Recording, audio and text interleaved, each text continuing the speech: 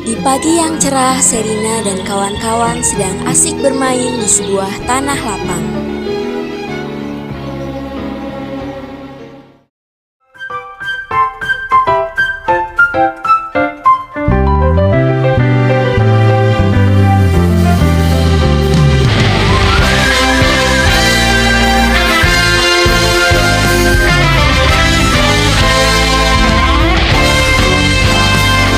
Matahari bersinar terang seolah tersenyum senang walau panas menyengat kami tetap gembira. Daun-daun bergerak riang seiring dengan langkahku bebas berlari berkejaran bersama kawan tersayang. Betapa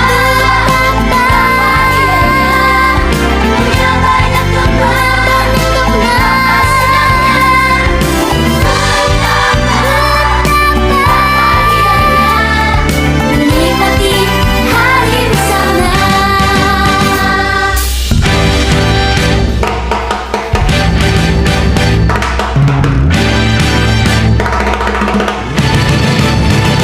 Daun-daun bergerak riang seiring dengan langkahku bebas berlari berkejaran bersama kawan tersayang. Betapa punya banyak teman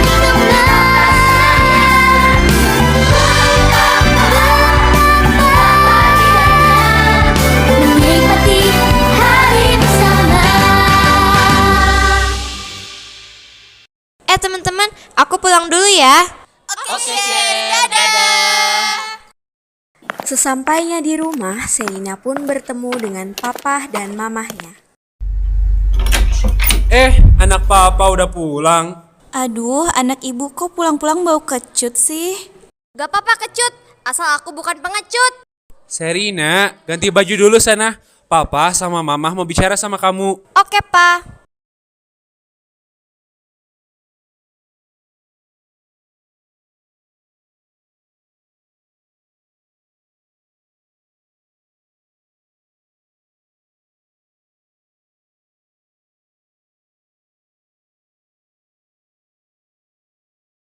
Setelah Sherina mengganti pakaiannya, Sherina pun langsung duduk di hadapan mama dan papahnya. Jadi, Papa sama Mama mau ngomong apa ke aku? Jadi gini Sherina, kita mulai besok sudah pindah ke Bandung untuk mengelola tanah perkebunan milik teman papa. Ke Bandung? Bukan di Jakarta? Sherina, Sudahlah, Pa. Biarkan dia sendiri dulu. Sherina pun merenung karena tidak ingin pindah ke Bandung.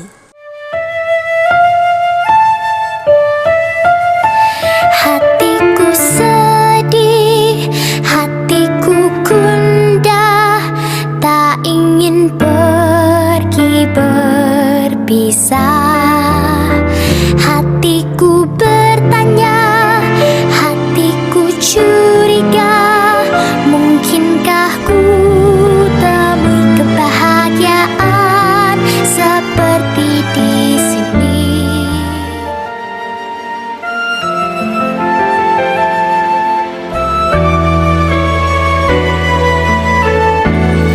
Mengapa bintang bersinar, mengapa air mengalir, mengapa dunia berputar, lihat segalanya lebih dekat dan kau akan mengerti.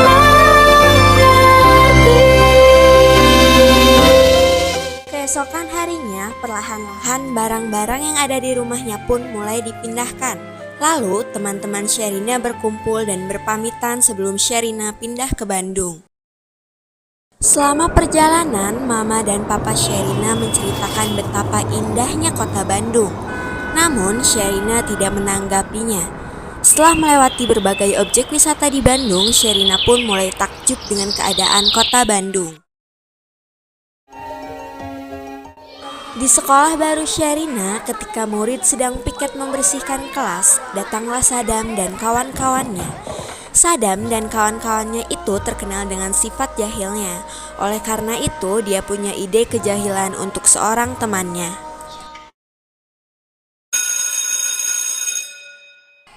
Selamat pagi anak-anak. Pagi, Bu. Ada apa sih kalian? Kok ketawa-ketawa? Kepo ya, Bu. Kalian ini bercanda, Bu. Itu, Bu, Juju. Astagfirullah, Juju. Anak-anak, siapa yang menaruh Juju di situ? Ica, Bu. Bukan saya, Bu. Tadi dia naik sendiri. Ya kelas saya yang suruh. Sudah. Sekarang Icang bantuin Juju turun dari situ. Iya, Bu. Hari ini kita kedatangan murid baru. Silakan masuk.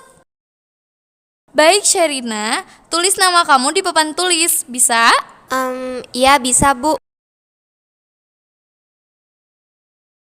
Baik Sherina, M-nya itu apa ya? Monyet.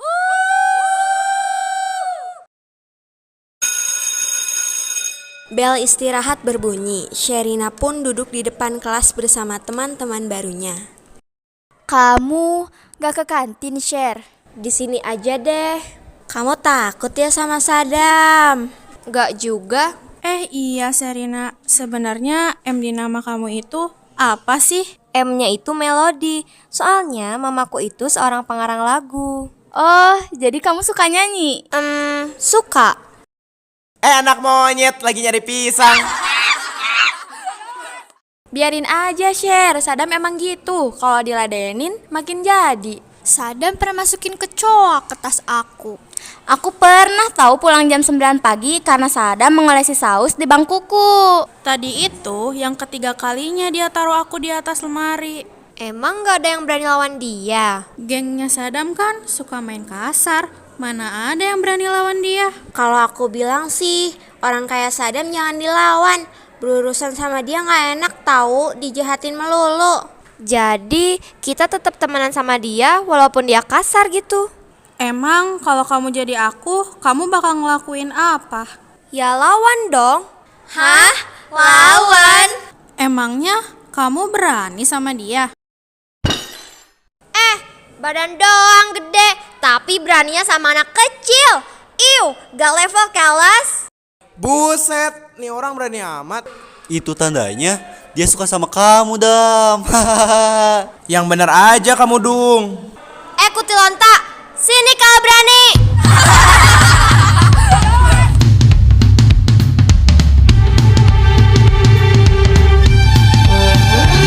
Dia pikir dia yang paling hebat, merasa paling jago dan paling dahsyat.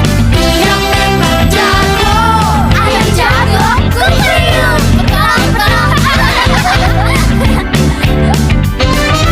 Dia memang